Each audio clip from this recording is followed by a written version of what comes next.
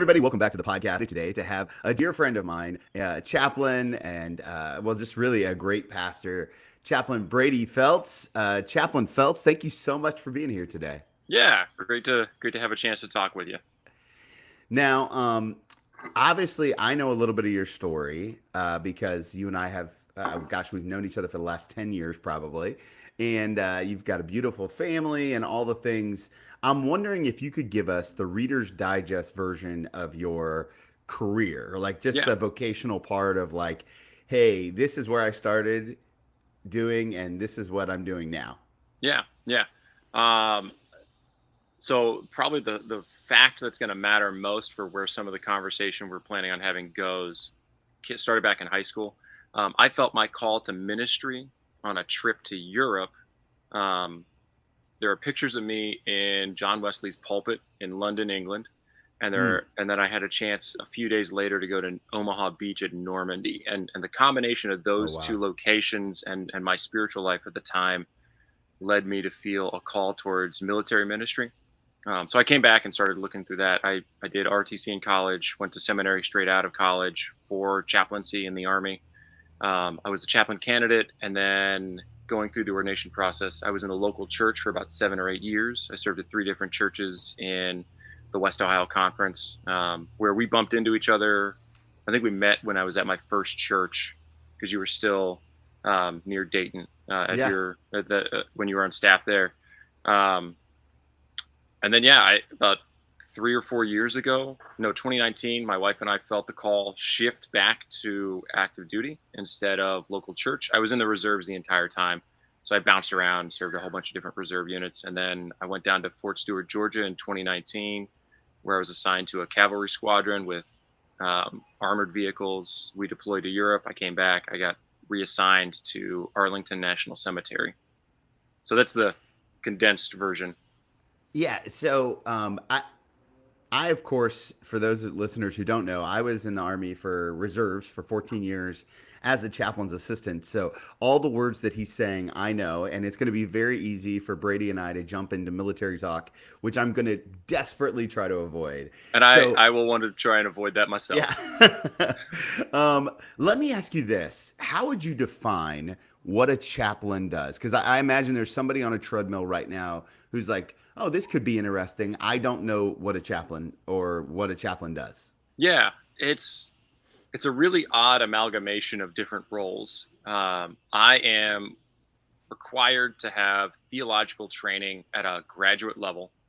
I am required to be able to perform rites and rituals based on a religious tradition. And so part of that is I provide religious and spiritual support for service members in my faith tradition, or whoever's really willing to be comfortable receiving rites and rituals from me and who I'm comfortable offering them to. But then beyond that, there's the ministry component of it, and then I also serve as an advisor to a commander or to different leaders at different echelons inside of um, my unit, my assignment, um, so that advisement ranges on everything from here's how the soldiers are doing. Here are some issues that I'm noticing a trend in, right? So we're having 10 or 15 families or people who are coming to me because they have family issues. Maybe we need to adjust our calendar a little bit to accommodate this, or we need to offer something. Um, and then a good chunk of it is when you're in the unit, when you're in a unit, it'll be counseling. And so I have had a number of conversations at very acute moments in people's lives to help them uh, calm down and figure out where to go next in the midst of a crisis. Yeah, it's a big job. It's got a lot of breath to it. Um, I'm going to ask you an unfair question, so forgive Yeah. me in advance. But why are chaplains important for the most elite fighting force in the world? So my answer to that is whether you acknowledge it or not. And we get people from all walks of life, all spiritual spectrums, whether people choose to acknowledge spirituality as a core component of being a human being or not, it is. even to say I'm an atheist is a spiritual statement, right? Even to say I don't believe or I don't care is a spiritual statement. Um, and so being prepared for that readiness component, that idea of having answers. But then usually what happens is life happens. And so all Mm. these really comfortable answers of I didn't need God, I don't care, it's not important, starts to matter uh, when you're going to be deployed or you're dealing with really big the conversations we have to have and the things that we have to be prepared to do in the military are unique. Um, like as an anecdote, when we were doing training in Europe, we were doing, I'll say force on force, and Tony knows what that means. But imagine like several thousand Army soldiers playing laser tag with each other for 10 days in a very not as much fun as that sounds way, because that's how the Army does things. And one of the scenarios that hit was I had a group of guys who I was assigned to be the chaplain for, I'll say 80 people, and they lost 60 in a simulated chemical strike. Wow.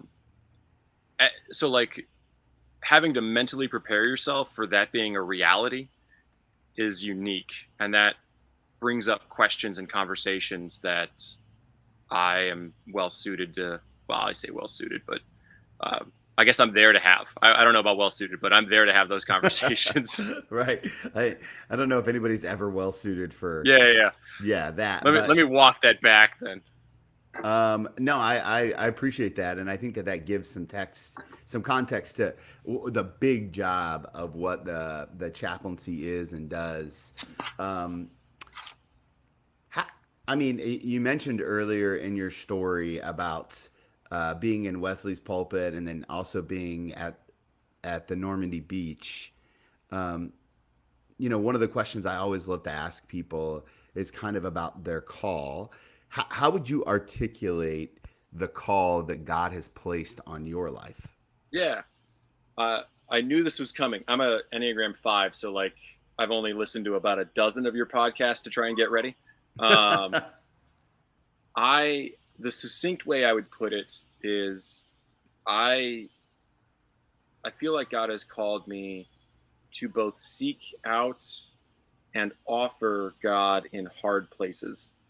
Tony will probably remember I struggled in the local church at times because the complaints and the frustrations that I would get always felt so trivial to me in comparison with what I recognized as true pain and suffering around the world, which is not to negate, the needs of the congregation, but that was a bristle for me. And so I enjoy having conversations with people to help them connect with God in hard places.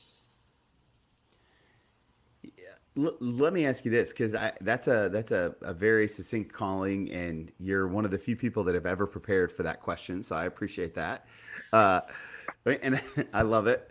How do you spiritually prepare for the heaviness that call brings? Like, what are some of your daily disciplines, your non-negotiables in your life that help you answer that call in a healthy way? Or I'm sure there's been times where it's been unhealthy as well, but Yeah. what are some of your guardrails that keep you on track when it comes to living out that heavy calling?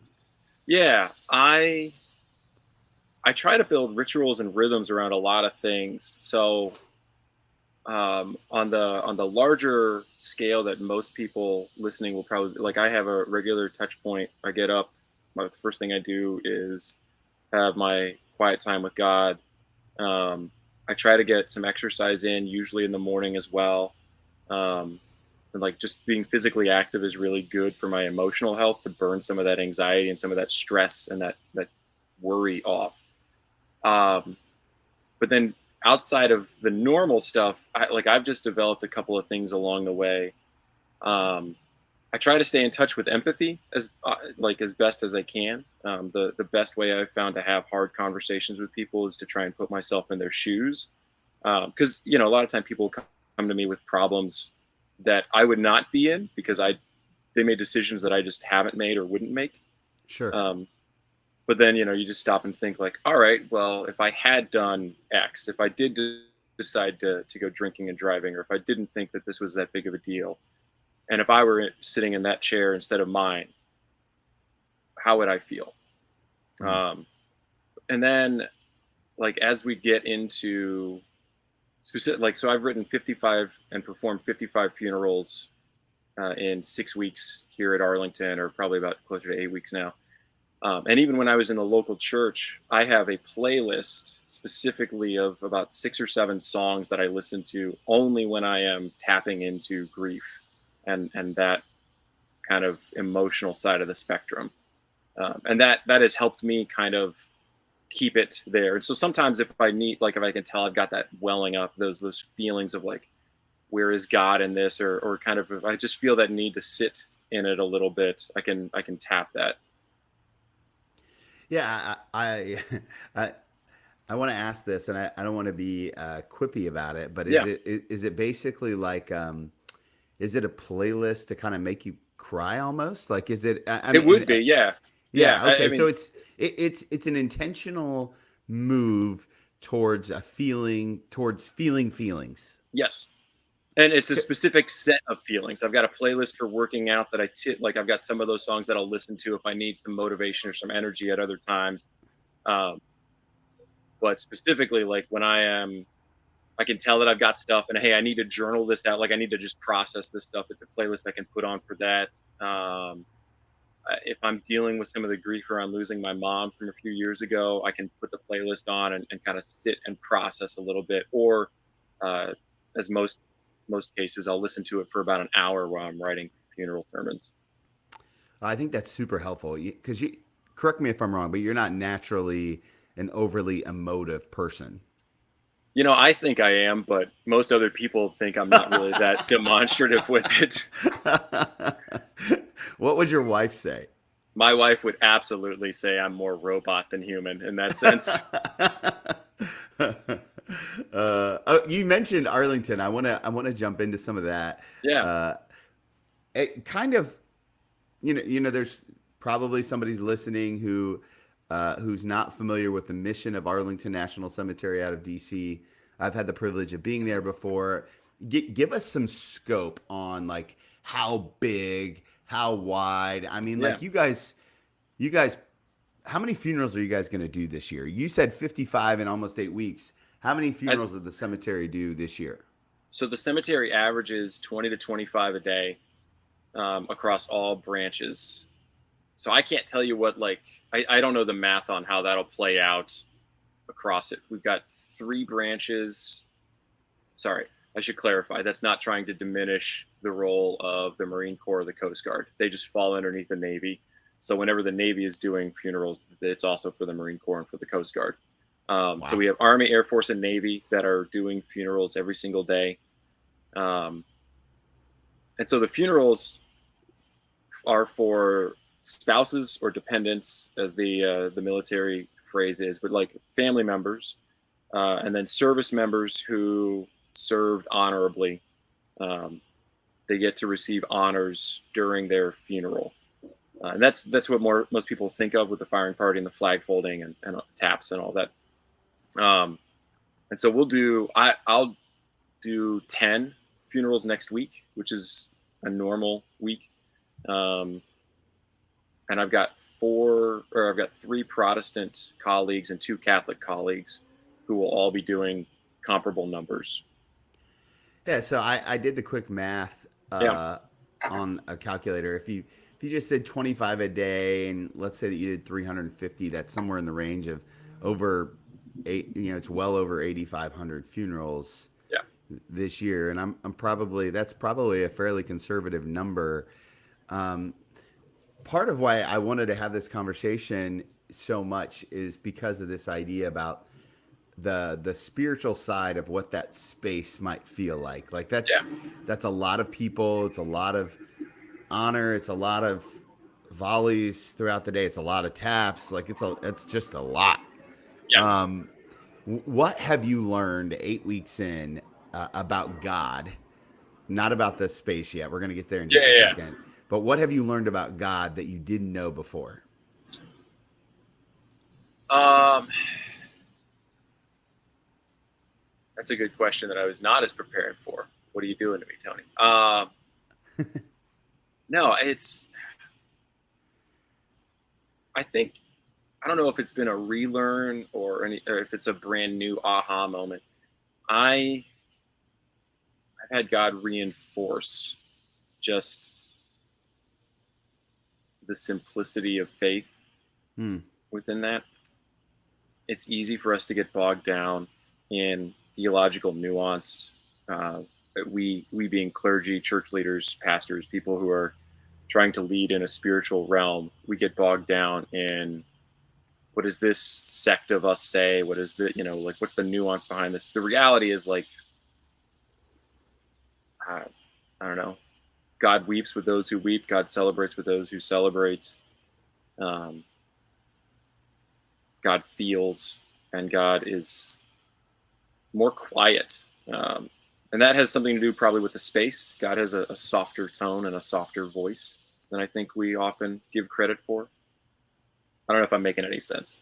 No, that's beautiful. And actually it resonates something with, God's gentleness has really Yeah. been on my heart lately. That what a gentle God that we have.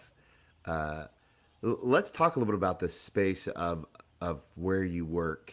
Yeah. Um, how is sacred space formed in your experience? How does it become sacred? So it's, uh, as I was thinking about this and as I threw the idea out to you, um, part of what made me realize it was seeing two components at the cemetery. On the one hand, like our nation, our collective patriotic society, and that's kind of its own cultural thing, has imbued. I think we as a nation have kind of given a sanctity and a sacredness to Arlington, um, and I think we can do that in our own spiritual life. I think our faith traditions have certain key locations that we have set. Like we United Methodist Wesleyans would probably say Wesley's Chapel. There are certain places in Wesleyan history that we would say would not necessarily be sacred, but like Sure. special. Yeah. Um, but like you take a look in the Bible, there are definitely locations where God Himself seems to reach down and touch this mountain and say, Mount Sinai is significant. I have met you here in a way that will only happen here. So I think that there's a biblical precedent for that. And so I became more aware of that as I was watching people kind of trek and journey and to some extent take a pilgrimage to Arlington. Yeah, I mean, it was certainly a place that when I was in DC, I felt like I had to go to. Yeah. I had to go to. How do we steward? How do you steward sacred space at Arlington? How do we do that well in our own lives? Like, Yeah. what does that mean to to both honor God and honor the practical nature that hey, like this is really important. This is really sacred. Also, there's you're still dealing with, 18 to 30 something year old young soldiers, Yeah. and they're goofy and they have lives and they are going to do goofy things, not because never on duty, but you know what I mean? Like Yeah. you guys are still humans, right? How do we live in that tension? Yeah. So it's a both and. I think you have to be intentional in being. You have to be intentional in recognizing that it is a sacred space. Whether I show up to work and feel something significant about Arlington doesn't really matter. Like I don't have to feel it for it to be actually significant. So I just have to be intentional in my approach to that.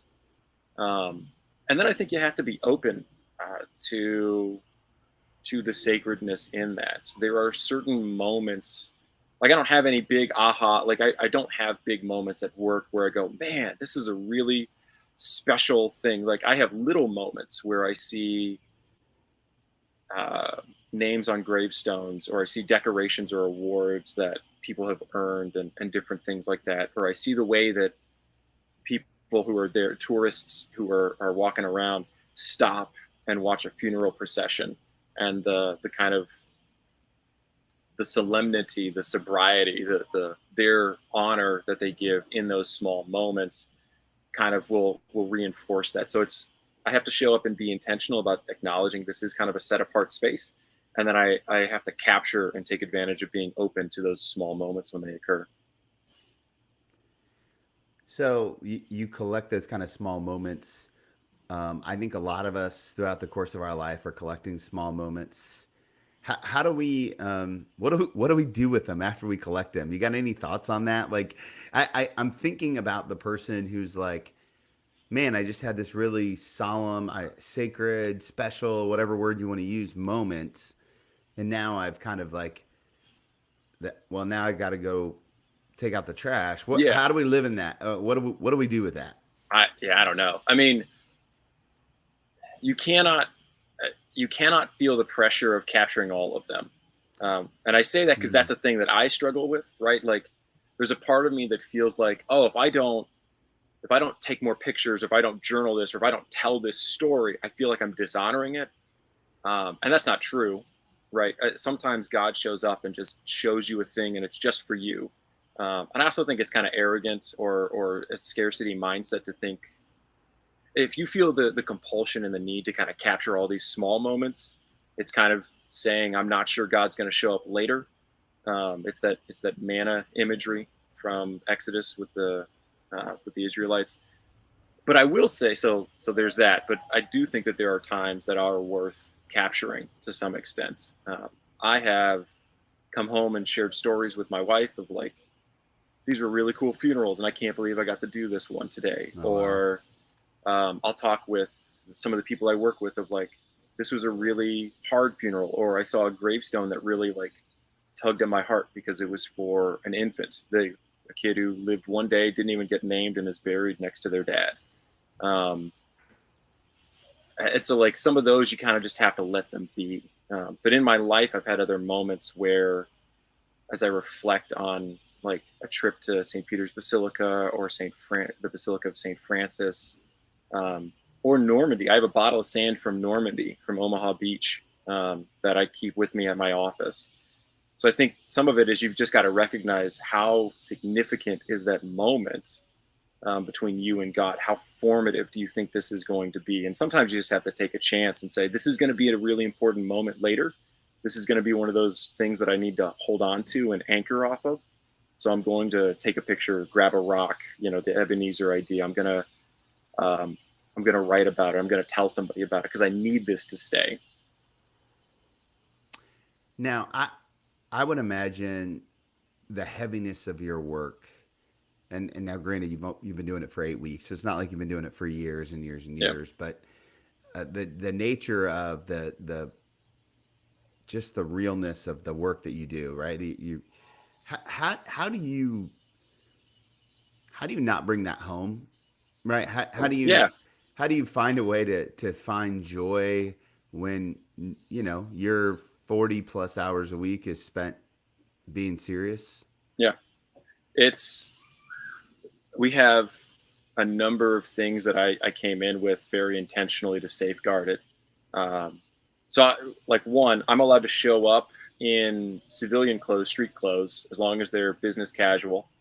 And then I change into my dress uniform there. We have lockers and all that stuff. So I only, to the best of my ability, I haven't followed this strictly, but I only intend to talk to families and write funerals when I'm in my uniform. So there's a tactile, there's a physical, I feel it different kind of vibe. And all of that, like I try and just do all of it there. So that's one of the things. My playlist for writing funerals is another intentional component of this only happens with this. And so it helps me separate. And then lastly, I think probably the biggest help, my colleagues are really like, they've done this longer than I have. And we make a point of laughing. Soldiers typically have darker senses of humor. And so there are probably jokes that we make in the office that would not be kosher for, the average. Sure. We certainly wouldn't and we're never disrespectful, at the risk of I realize people are listening in and they're like, what do they say? it's never disrespectful. We always recognize that, like, and we always make a point of saying, like, we get it. The family is suffering, and we're doing what we can to honor that pain as they are saying goodbye. Like, everything we do is about that mission set. And sometimes that means we need to laugh because a family is being, you know, divas, and they're asking for too much, and they're trying to do too much. But we will do everything we can to be professional and care for them. Um, and sometimes we're just like, life is weird, and so we just need to laugh about this with each other. Um, Yeah, I mean that's been my experience in the local church. That's one of my favorite things to do is to ride with funeral directors um, in I'm going to use the word convoy. That's not processional. yeah, the hearse. Yeah, I the was like, hearse. what's that? Here we are. Uh, You've been out for a long time, and you're still slipping into convoy. I like it. well, I'm in that mode talking to Yeah. you.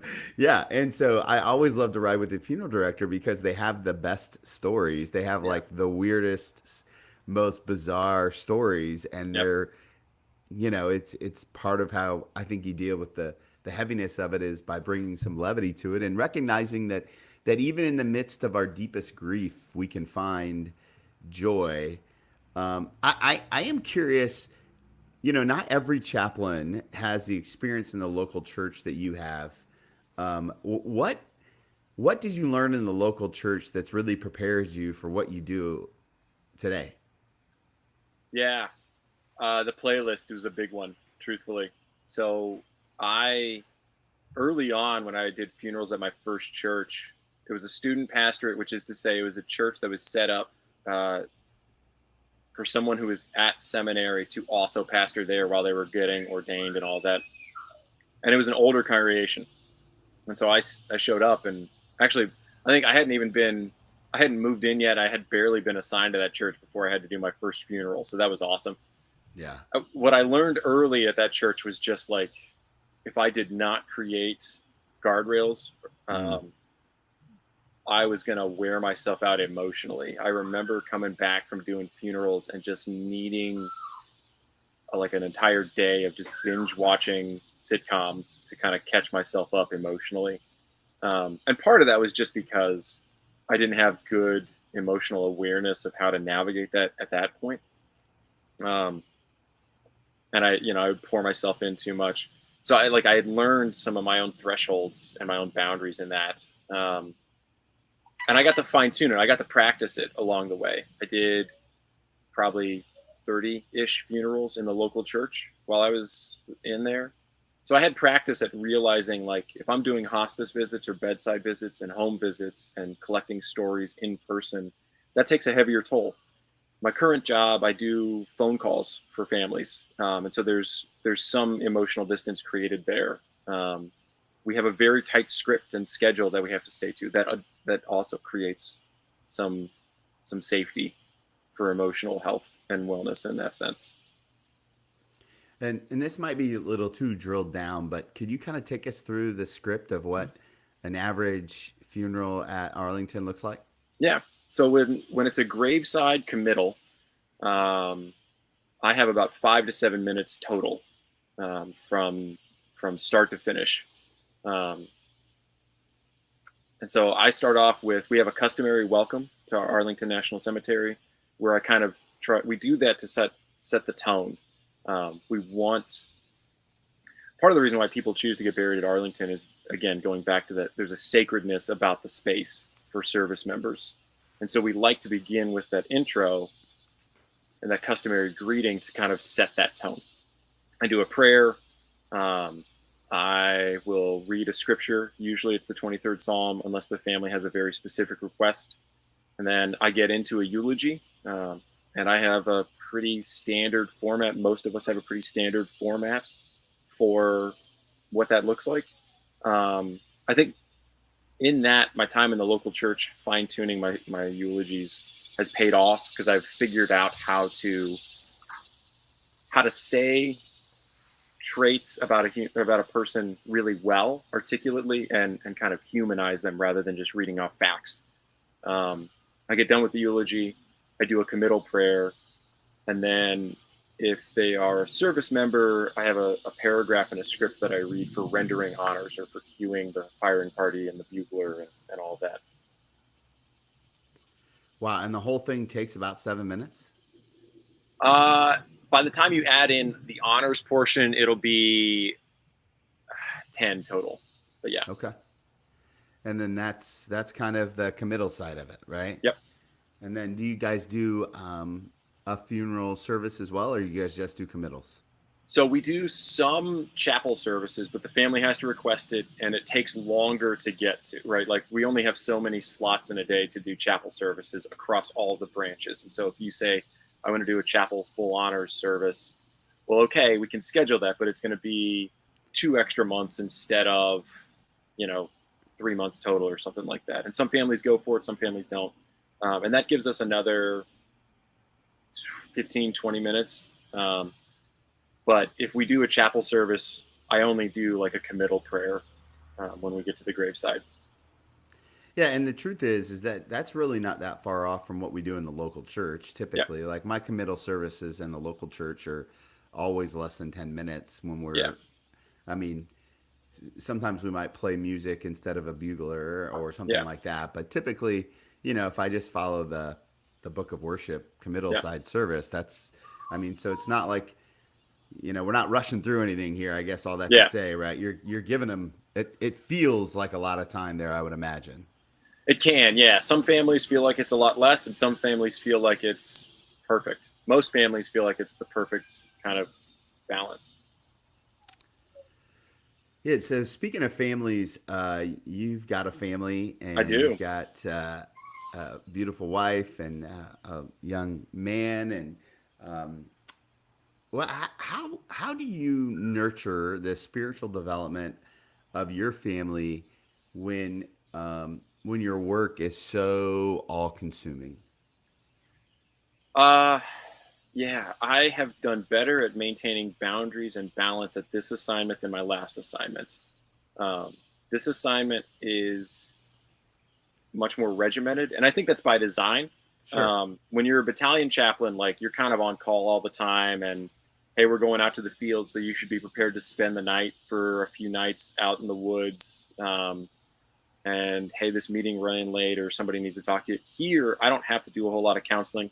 I don't have soldiers underneath me that I'm meeting with on a regular basis. It's strictly prepping for and executing funeral services, and that's by Mm. design. They don't want us to mess this stuff up, so the margin for error is much less here than when I was in a battalion. Um, so I all of that is to say, it's easier for me to like commute home, and that commute is also helpful, right? My drive home is helpful for me to start shifting mental gears. And then I get home and I take advantage of the fact that we live near Washington, D.C., and we go to Smithsonian museums, or we go to the National Zoo, or I don't know, we just hang out at home, or we go to, there's a park about a mile away that's really awesome for our son. And I do my best to leave work at work, and not bring anything burdensome home. That's Um, good. but that's part of it. Like that's a discipline that my son, who is 2, is not going to be able to recognize right now. Like I'll have to tell him about that when he's 10 or 12. We try really hard to develop a rhythm of like we have a morning routine. He gets up, he gets his bottle, he gets his milk. He's 2, he's not getting a bottle anymore. We just give him milk in a cup, and then we pray, and we just have him like we repeat. I keep it super simple. Yeah. So for dinner, we hold hands. I pray the same prayer every single time. It's not theologically like big or Robust. yeah. Yeah. It's thank you for this time, food. Bless this time to our or this time to our souls, and our food to our bodies. Amen. And that's it. Like I just want him to start grasping how this goes. We read Bible stories at the beginning of the day and at the end of the day. And that's kind of the nuts and the bolts of that. We make a point of getting him involved in church programs and things like that. But it's more about setting up a structure and a habit for him more than like, here's any form of actual theology. Yeah. No, I think that's good. I mean, I'm a big disciplined guy, so I Yep. love good disciplines, and I think that they're the bedrock to our faith. Um, I, I want to ask you to kind of speak to the my community about soldiers for just a second, Yeah. right? And this is a one of those big unfair questions again. Do it. Um, what do you think the average person listening to this podcast needs to know about the American soldier? Okay. Um, Trying to put it succinctly is the challenging part. Um, so I may verbally process all over your listeners. They like it. It's fine. Yeah, no, it's a conversation. That's all it is. On the one hand, it's worth knowing that like your average soldier does not consider themselves a hero. They don't consider themselves anything special. Like they signed up. I don't know many people who signed up to do all the stuff that you see in movies. I've met plenty of them who, I played Call of Duty. I want to do all this cool stuff. But like most of them signed up because they wanted a job. They wanted to serve, like not to diminish the fact that they were just looking for a job, but they knew it was a good environment for them. I say that they weren't signing up because they wanted to be GI Joe. They weren't signing up because they wanted to be this American hero. They signed up sometimes because they felt like they owed it to the country. Sometimes they did it because it was a good opportunity. Um, but I also think it's worth noting that like if you were in the local church and you were like receiving service members, if you have soldiers, sailors, airmen, Marines who are coming to visit or attending your church, um, I mean, like you have people who are hardwired to focus in on your mission. So if you can give them the mission and they buy in on it, you have some of the best people in the world to tap for getting stuff done. Um, that was always part of my disconnect with the local church and my training and my background. As yeah, well, as a caveat, I will always be more critical of my tribe, i.e., the American church, the American Protestant church, than any other. And one of my big frustrations was we have this mission from Christ to go into the world to make disciples, to help people connect to God, and we get hung up on worship styles, or we get hung up on all these small things that like don't matter. And I'm sure that like there's somebody on a treadmill, like you like to say, who's this absolutely matters. How dare he say that? And I'm not trying to say what does and doesn't matter. I have my perspective on it, and I want to be respectful of the disagreements there. But to loop back, if you get somebody who served and they still have some of that wiring in them, and you can say, "Hey, man, I really think that our mission in this area is X. Can you help me accomplish X?" You really just need to get out of their way. Like give them, like Right. you just need to give them the bare bones. We call it the 5 W's: who, what, where, when, and why. Like if you can give them the answer to those 5 questions, um, and give them like their boundaries on here's how much you can do and how little to do and all that, just let them go, and they will change the world for God faster than you would believe. Yeah, that's good. I love that. I love that. Is there anything that you want to say that we didn't get to? Because I know I was kind of all over the place based off You're of our good. notes. Yeah. Most people come on here and they have like a book that they're, or a product or some kind of tool that they're like, hey, I really want to help explain this. And I don't have that. I just was like, here's a random idea. So I was kind of all over the place myself. I think one of the things I wanted to touch on that has come out in my time at Arlington is I think we need to be more intentional about finding locations to meet God. I think there's a Mm, benefit to having a separate space. I think there's a benefit of having a separate space in our home, but I also think that there's a benefit of having a separate space that is more than the church. Um, I've gone on spiritual retreats at a Catholic spiritual center in Ohio, near where my family grew up. Um, and I have regularly had touch points with God there. And I Yeah. only go there maybe once every year, every 2 years. Um, and I don't have big bush burning moments with God where he shows up and like redirects my life, but usually it's just a somber 10-minute conversation that occurs with God there, that only occurs there. I Mm. think we should be intentional in that because, and here's what drew my attention to it.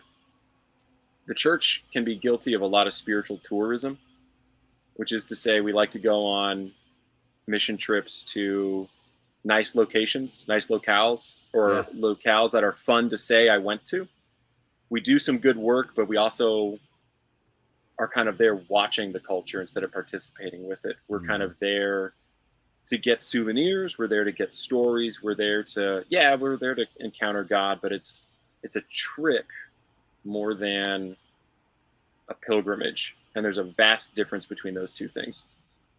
And I noticed this because I would watch people come to the cemetery, and they'd walk around with their maps out and they're trying to find famous graves, or they're trying to get to the tomb of the unknown soldier, and they're trying to see the eternal flame for JFK. And these are all really cool things to do if you come and visit. And I'm not knocking people who come as a tourist, because some of it is like you were saying, they feel a sense of compulsion. They feel like they should go and Yeah. honor Arlington, and honor what that site means for the nation.